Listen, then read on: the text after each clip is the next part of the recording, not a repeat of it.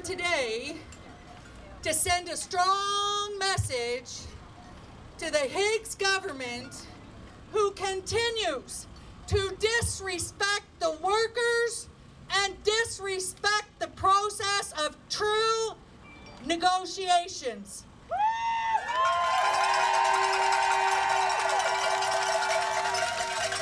So I'm going to tell you, Mr. Higgs, these workers that are standing here today are the same workers you told in 2019 to go to Alberta if they wanted a fair wage.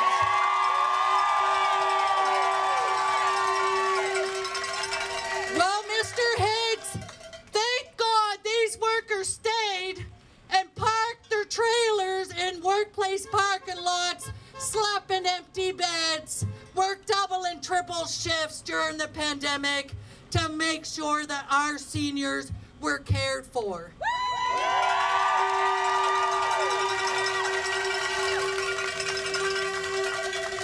And you show the recognition and the value of these workers who dedicate their lives day in and day out struggling to ensure that seniors in New Brunswick nursing homes receive a life of dignity and respect with a 6% over 5 years.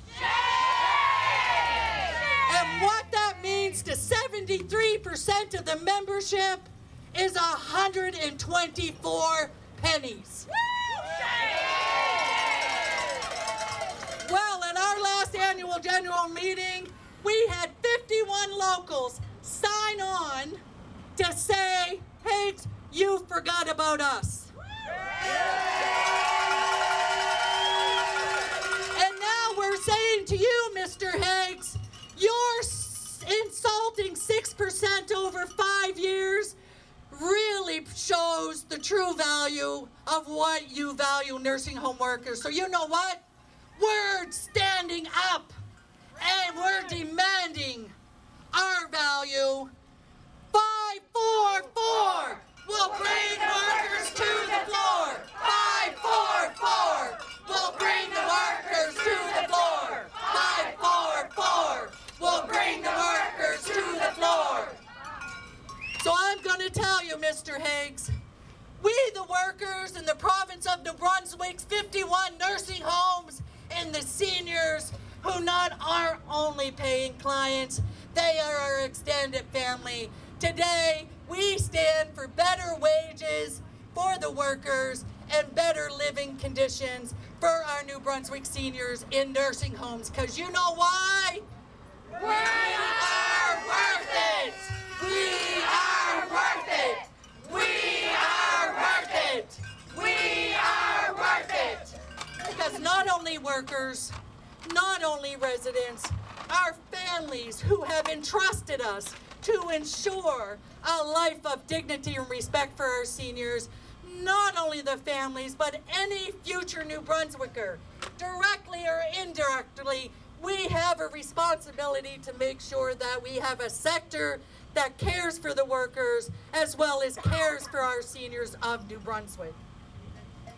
So on that note, again, I just wanted to call out, I had some conversations, and many of you had taken vacation days that you have been denied. But instead today, you took them to stand here and send a strong message that we are worth it. A gal was telling me she worked till 7 this morning and did the 4.5-hour drive down here because she is worth it. Yes. The resident she cares for is worth it.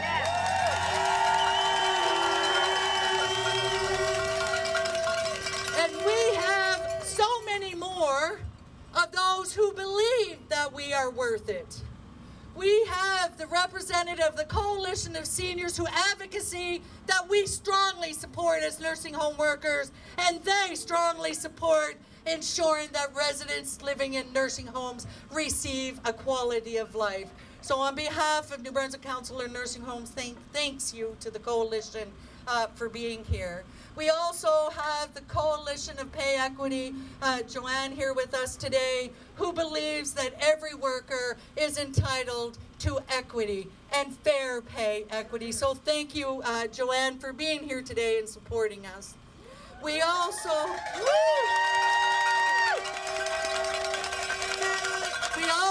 also have the Common Front for Social Justice, who fights for the inequalities and the poverties of most New Brunswickers.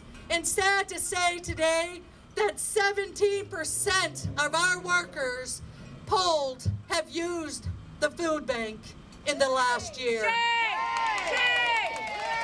One worker having to use the food bank is one too many. So all of you will obviously remember what it was like just a few years ago. As we were struggling with COVID, frontline workers saved this country. Frontline workers saved this province.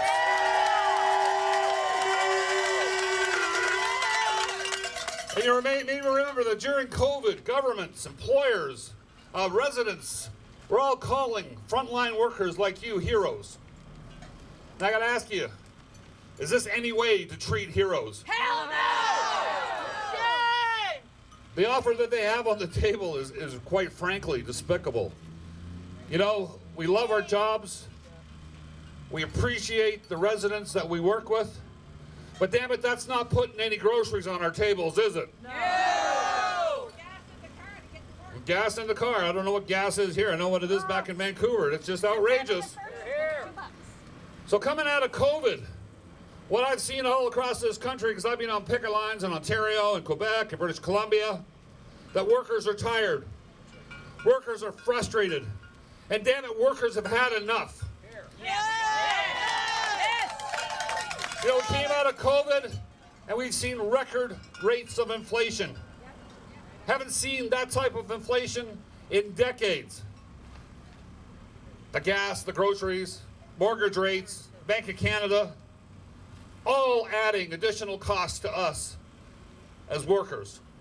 And what I'm seeing all across this country is that workers are saying enough is enough is enough. Whether it's support workers in Quebec, whether it was education workers in Ontario who kicked Doug Ford's ass last fall, whether it's federal public sector workers all across this country, whether it's bus drivers in the Lower Mainland, just outside Lower Mainland in the Fraser Valley of BC, workers are standing up. And you know what, my friends? Workers are winning all across this country.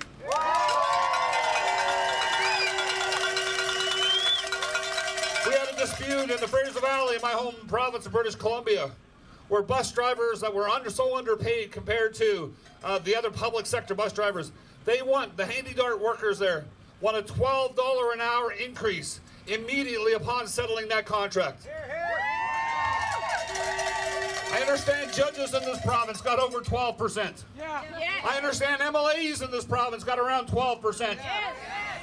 And what the hell do they do for citizens across this province? Do they look after the most vulnerable people in this province? Hell no!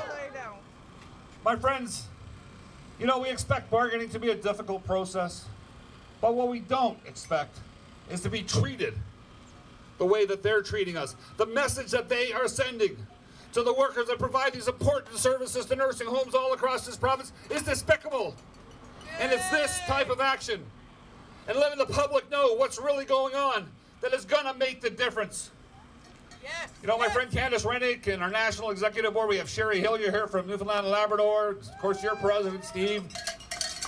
But the eyes of CUPE, all 715,000 members all across this country, are watching what's happening here. And I want to guarantee you that even though Candace isn't here, and even though all 715,000 members across this country are spread all over, that you have the full support of each and every one of those 715,000 members to get a collective agreement that works for all of you, my friends. Now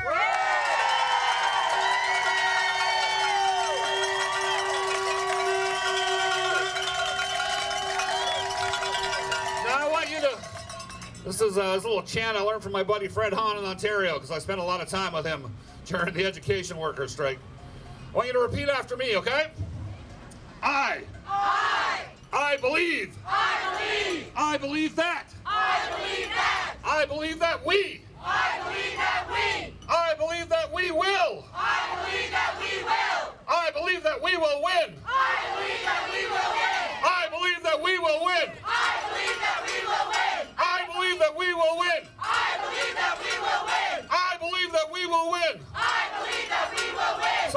morning, my friends.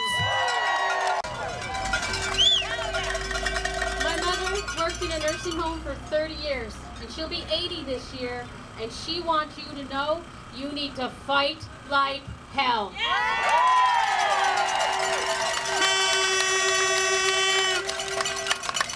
I am so proud of your bargaining team, and I'm proud of every one of the 51 locals that is standing up for nursing home workers, because you are worth it.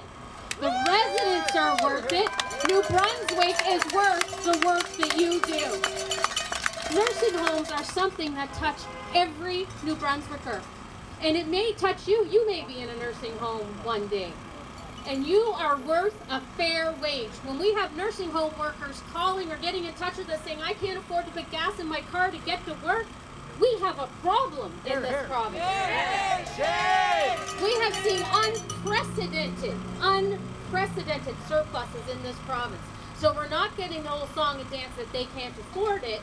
And I don't even think Higgs forgot about you. I think he knows you're there. I don't think he cares. He does not care about you. So we will be with you. And it was him that said, go out west if you want those kind of wages. You know who you're dealing with. And you standing together to fight for fair wages means that you're fighting for a better New Brunswick, better nursing home services in this province. And you will have the support of the staff, myself, whatever we need to do. We slept on the floor for 72 hours in social development last time. We will be everywhere doing what we need to do, and you have our support. And I just want to say thank you, and thank you on behalf of my mom, who's watching you and saying, go get them.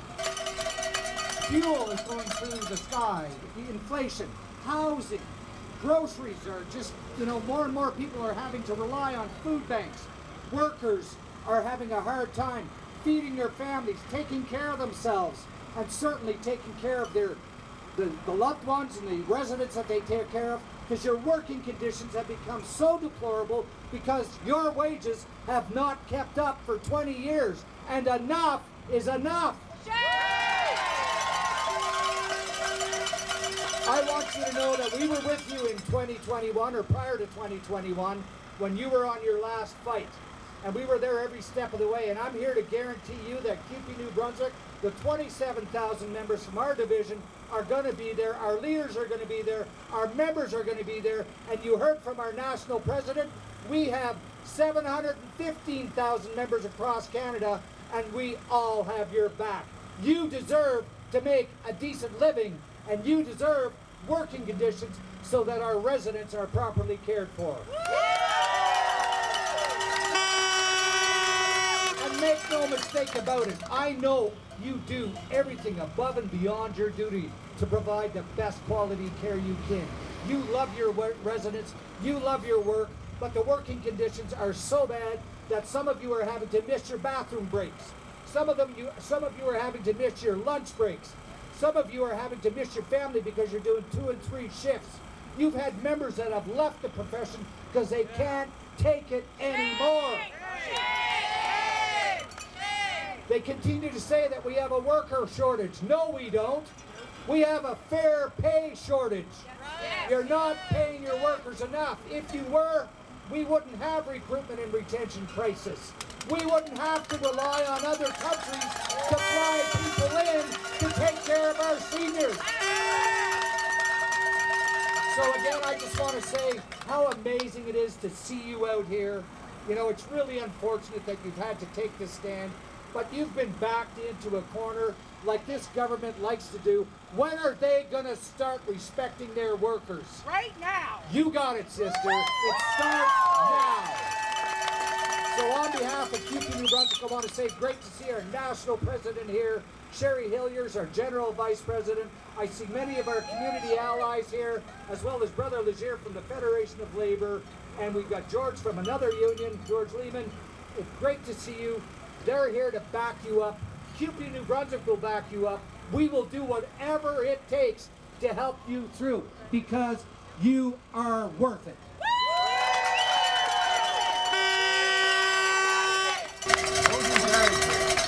Who's in charge? I'm not sure. I just took the mic. We're all in charge, yeah. This is my property. You can be on the street. You're affecting these people trying to run their business. We're not staying here this long, but sir, we're standing here on behalf of nursing homes, and we're saying to Ernie Steeves that our seniors and workers need it. Well, we're leaving here shortly. We're going to pack up. Yeah. We totally respect that, you know? People here trying to run a business. Yeah. You want Media Club, my name's David Koch. What's your name, please? Okay, just I'll finalize in 5 minutes. 5 minutes. Like I said, I'm a reporter. A minute ago, you were asking me to vacate the property. So we have Sherry. And you can't stay. This is private business. So I bring you greetings on behalf of the New Brunswick Federation of Labour and our 40,000 affiliated members. One thing employers, whether it's the private sector or public sector, is trying to get workers as cheap as they can. And that level, it depends on how cheap you're prepared to work for. So today's an important first step. I hope it's not the last. Draw that line in the sand and stick to what you need to live. Work should raise people out of poverty and not keep them in it. Solidarity, my friends.